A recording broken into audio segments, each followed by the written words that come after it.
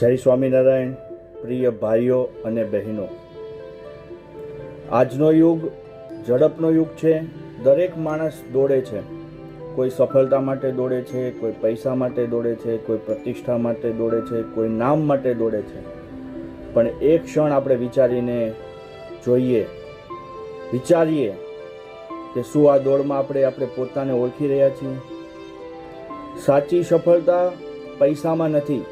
સાચી સફળતા છે સંસ્કારમાં, સદાચારમાં અને આત્મવિશ્વાસમાં.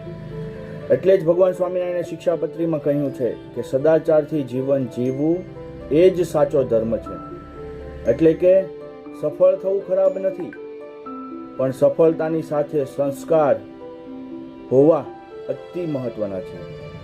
યુવાનો પાસે ઘણી શક્તિઓ છે, સપનાઓ છે, ઉર્જાઓ છે, પોટેન્શિયલ એનર્જી છે, પણ આ જ ઉર્જા સાચી દિશામાં વળે એ અતિ મહત્વનું છે.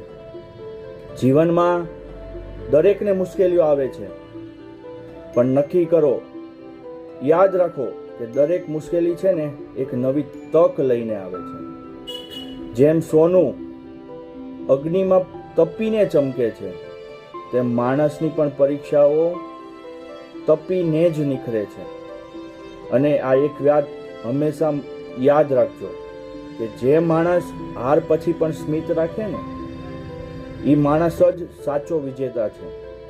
તો મિત્રો, આજે આપણે નાનો પણ બહુ મોટો સંકલ્પ કરીએ કે અમે હંમેશા સત્યના માર્ગે ચાલીશું, મહેનત કરીશું, ધીરજ રાખીશું અને આપણી ઓળખ એવી બનાવીએ કે ભગવાન પણ ગર્વથી કહી ઉઠે કે આજ મારો સાચો યુવક છે. સૌને જય સ્વામિનારાયણ. Thank you.